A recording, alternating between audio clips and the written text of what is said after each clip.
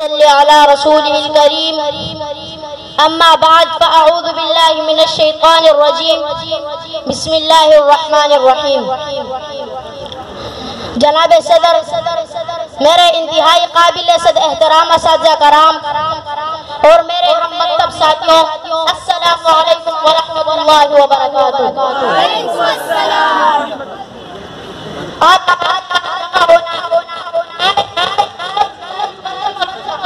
اور ہمارے چہروں پر خود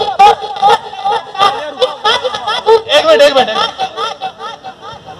پاکستان کا آزادی کا دن منا رہے ہیں۔ سامعین محترم، بے شک آزادی ایک عظیم نعمت ہے اور تحفہ خداوندی ہے، لیکن سوال یہ پیدا ہوتا ہے کہ کیا ہم اس آزادی کی نعمت قدر کر رہے ہیں؟ جی نہیں میرے عزیز دوستو، ہم اس نعمت عظمیٰ کی بار بار بے قدری کرتے ہیں اور ناشکری کرتے ہیں اور ہمیں اس بات کا احساس تک نہیں ہوتا۔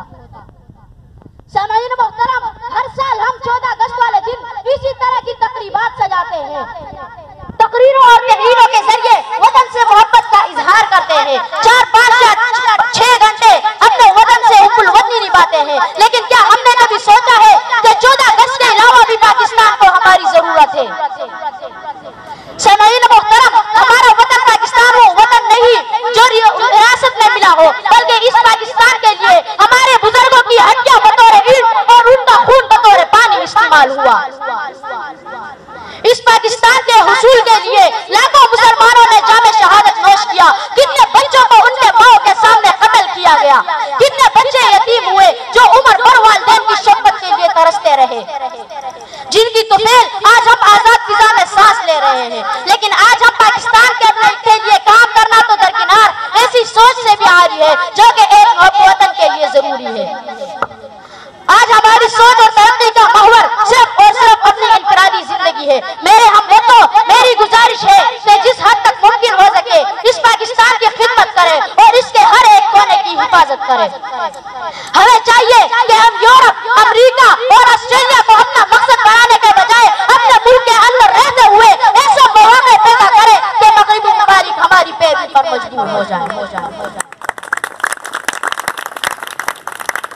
یورپ کی غلامی میں رضامند ہوا تو، یورپ کی غلامی میں رضامند ہوا تو، مجھ کو تو گلہ تجھ سے ہے، یورپ سے نہیں ہے۔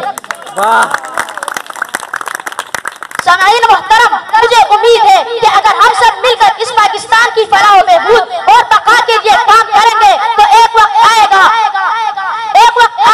کہ ہم ترقی پذیر قوموں کی صف سے نکل کر ترقی یافتہ قوموں میں اپنا نام درج کرائیں گے اور ہمارے بزرگوں کی روحوں کو تسکین ملے گی، جس کی التجا شاعر نے اس شعر میں قلم بند کی ہے۔